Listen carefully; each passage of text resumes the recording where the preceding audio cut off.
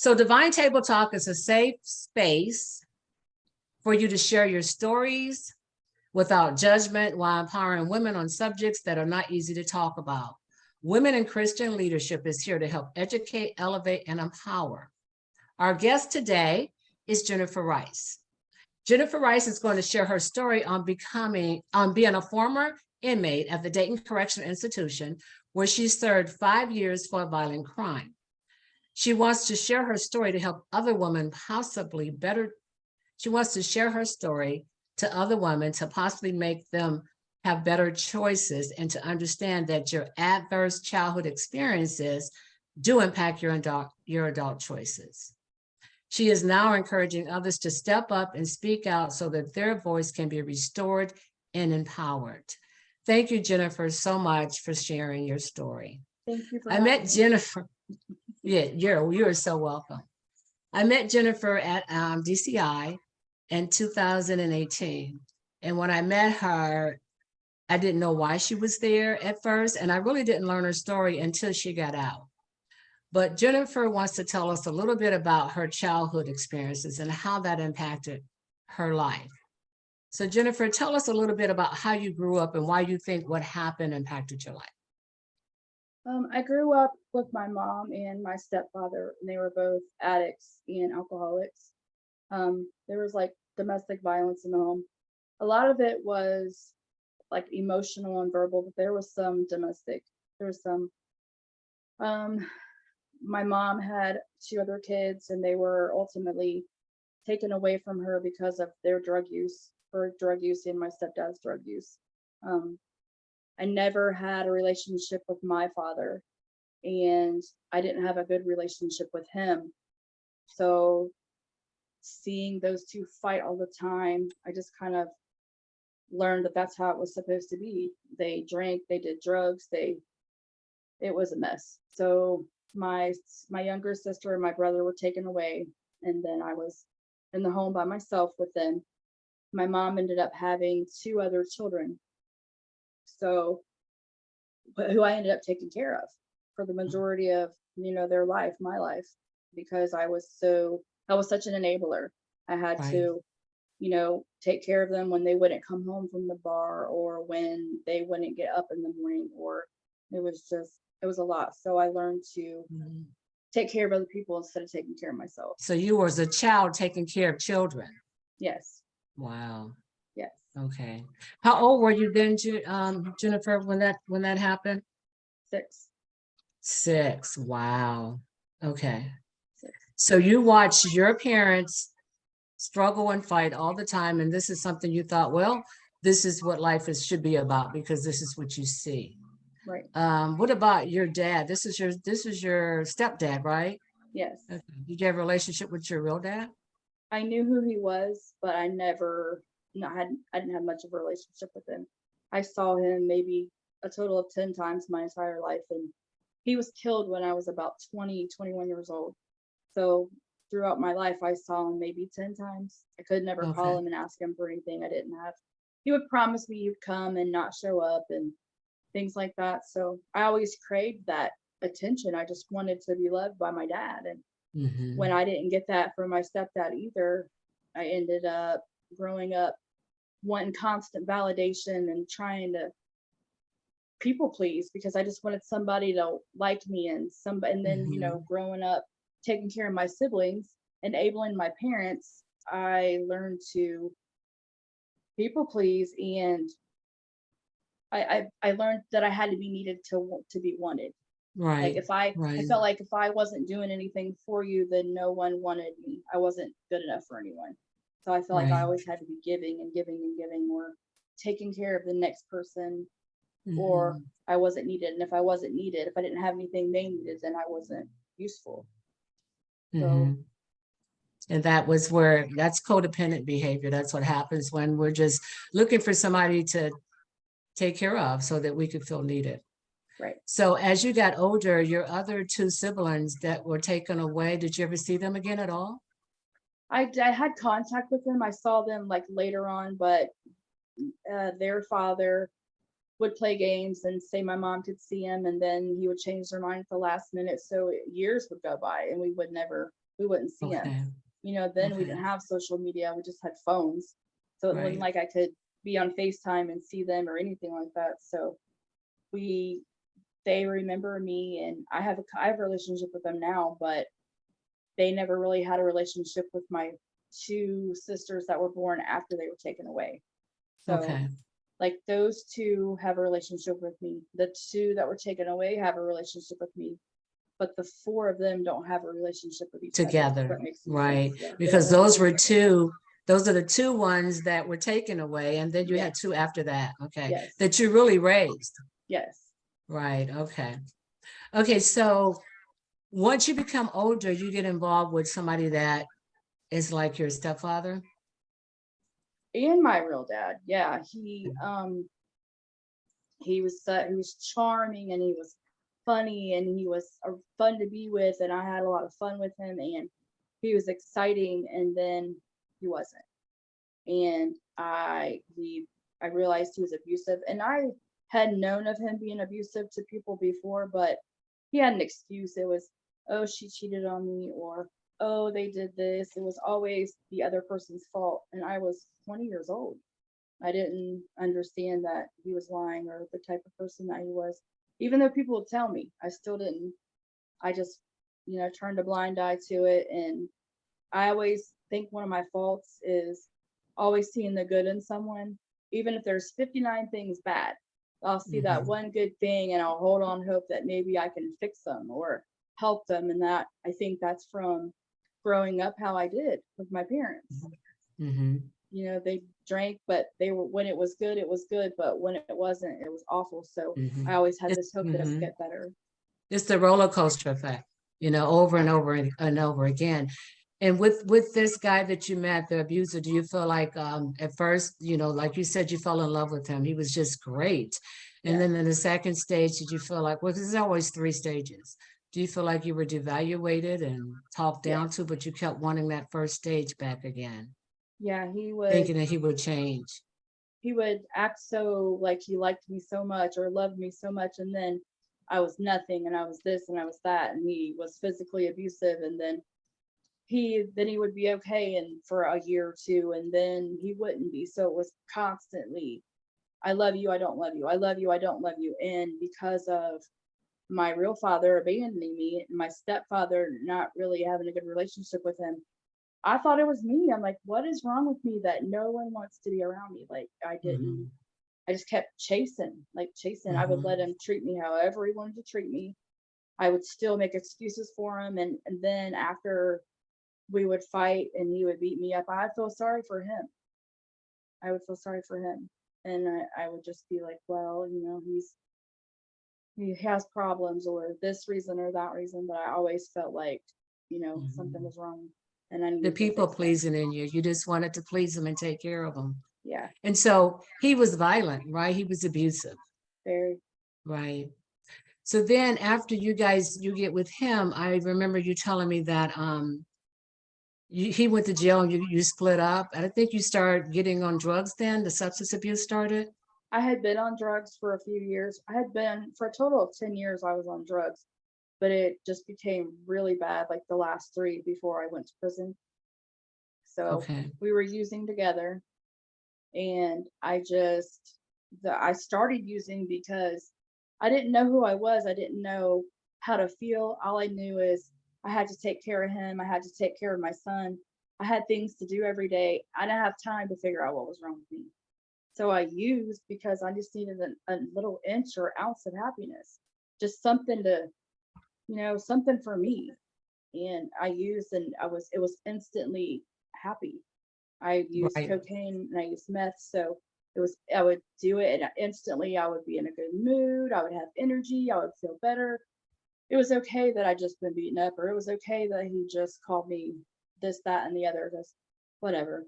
I was okay then. It was numb. Right. So it helped Right. me You were forget. numbing your pain. Yeah. Right.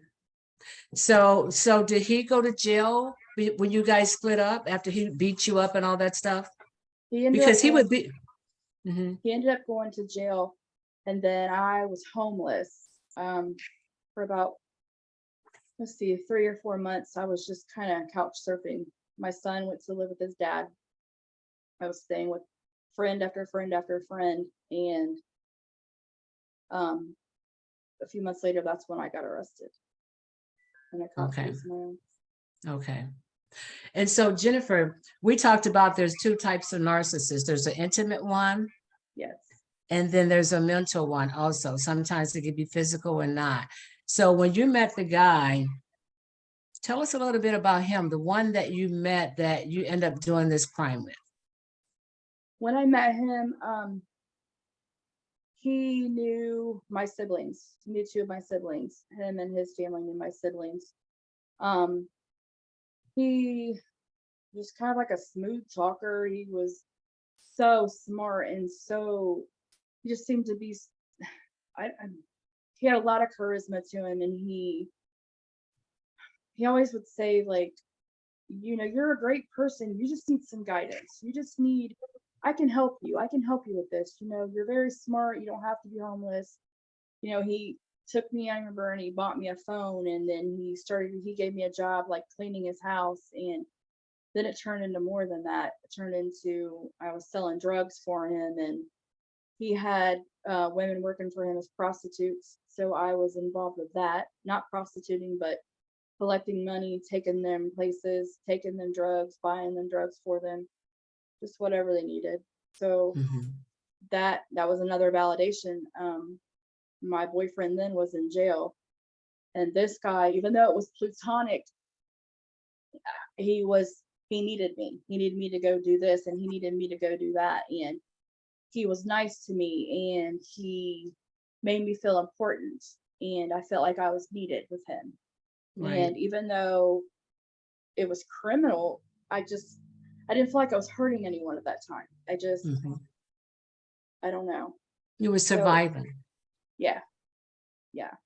And then one day he just started, before I even realized it, he was like, he would tell me what I needed. You need to do this and you need to do that, and then you're going to be okay. And like, he never yelled at me, never put his hands on me, anything like that. But he was kind of like brainwashing me. Like, he somehow convinced me that whatever he thought that I needed, that's what I needed. If he would have told me, hey, I think you should go to school for this for 2 years, then I would automatically say, yeah, I'm going to go. I never had a mind of my own anyways. I never knew how to use it. I just did what other people told me to do. And then I was in the abusive relationship, and he was controlling. And now that he's in jail, he's not controlling me, but because I had been controlled so long, now I don't know what to do with myself. I don't have anybody telling me what to do. So I have this person, and it's platonic, and I'm not doing anything for him. So I think, like, what is he getting out of it? He's just generally being a nice guy, helping me out. But it wasn't like that. Right. So Things you that were I went through. gaslit, brainwashed, controlled, all of that Yeah. was going on because He you gave was me an looking for illusion of who he wanted me to think he was. the. And although I knew that he could probably be violent, and I don't think that he was someone to mess with, I knew that I wasn't ever going to do anything to him. I knew I wasn't ever going to steal from him or make him mad or do anything out of heart. I wasn't ever going to do anything like that. So I didn't feel like I had anything to worry about until I did. Right. And the fear and the threats, they'll paralyze you, but you've already been brainwashed. He's already been training you, basically Right. brainwashing you to set you up to do what happened. And I'm doing these criminal things for him, and now he's like, okay, I'm letting you see what I do, and I'm letting you see how I make money and who I make money with, and I'm trusting you, and you can't ever tell. And I'm like, okay, so someone that lives that kind of life and they put that kind of trust in you, you feel like I'm really needed. Like, somebody needs me. Like, but it's just, I was a puppet. I was his puppet. Right. For sure. So it all came to an end when he wanted you to go and get somebody Yes. that he was dealing with. Yes. And so when you went to get that person, you had no idea what was going on. No. Tell us about that. I bet that was very fearful. He wanted to kidnap a girl that was extorting a man for some money. And me and another girl ended up kidnapping her.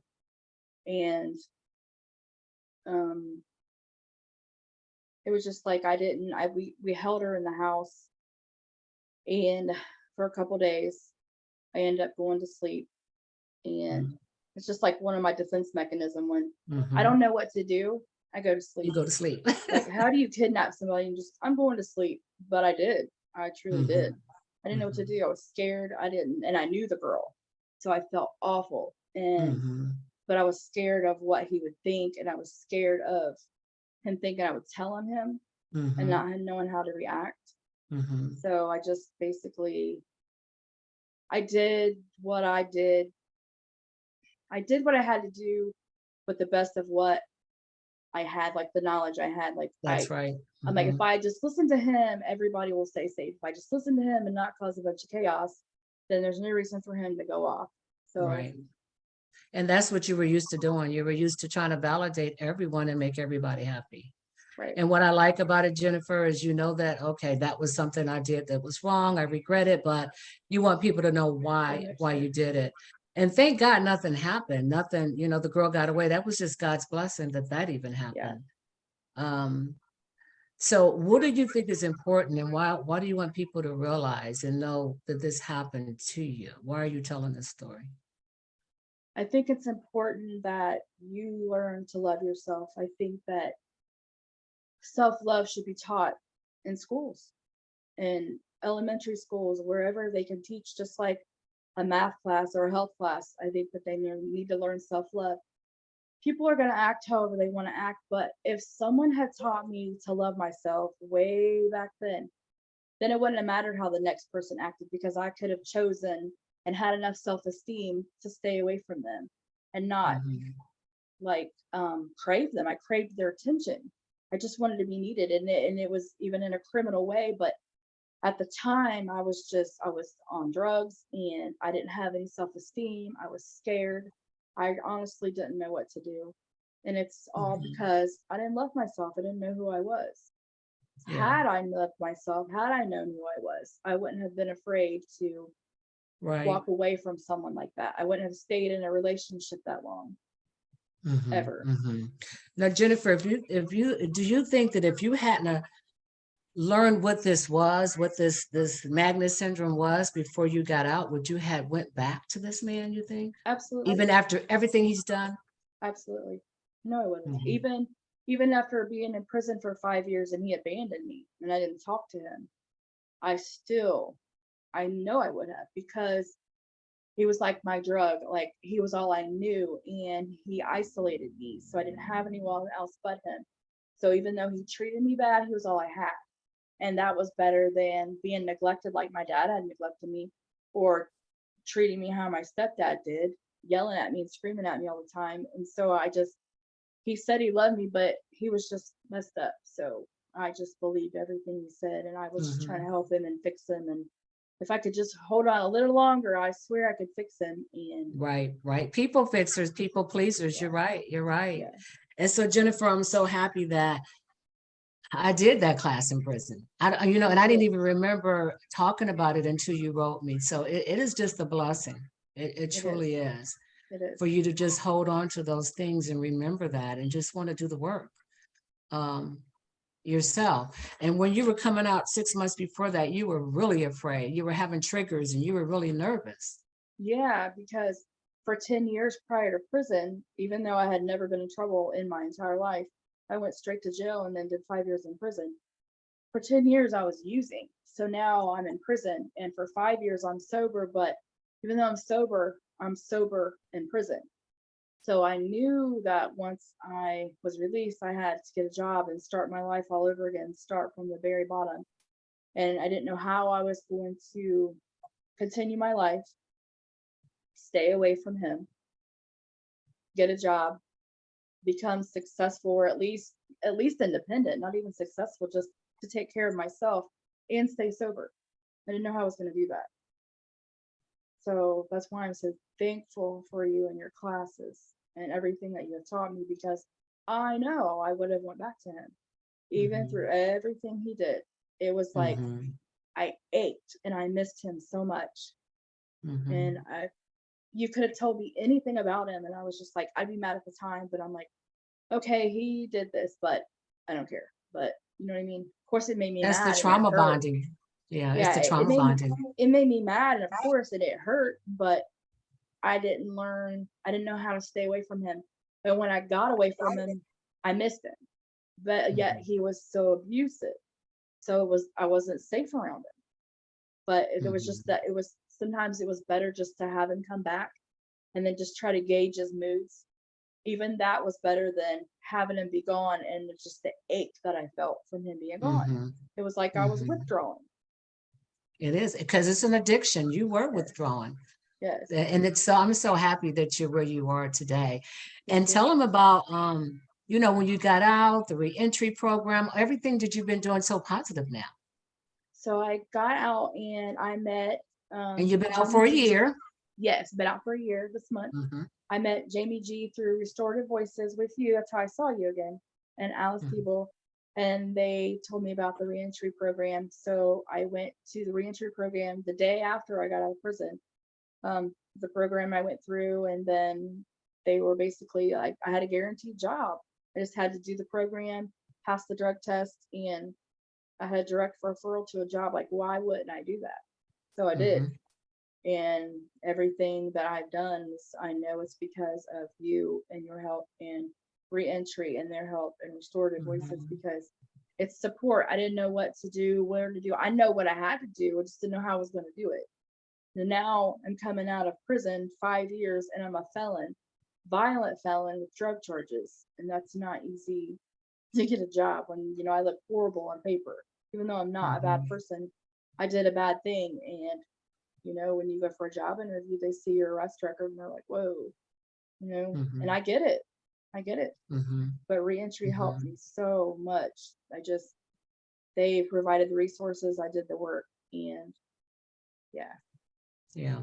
And you're living by yourself, you're taking care of yourself, you're doing the work, you're getting ready to write a book, you're going to be a life coach, and you're going to help other people. Our misery is our ministry. That truly, truly is. And I'm so proud of you, Jennifer.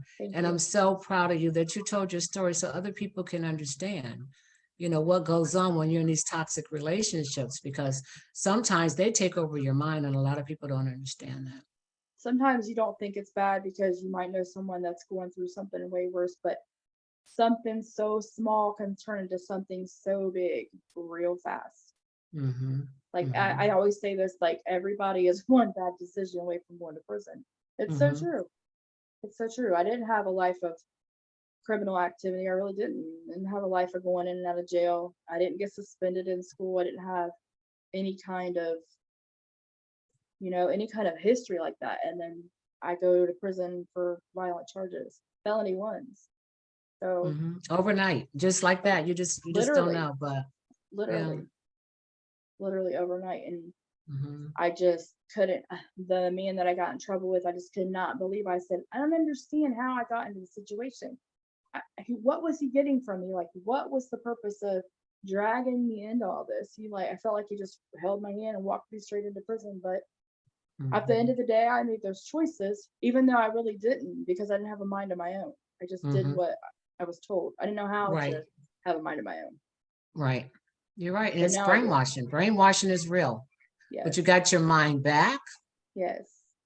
You know? And you got your voice, Restorative Voices. You got your voice restored, Jennifer. And I am just so happy for you. I'm happy for you.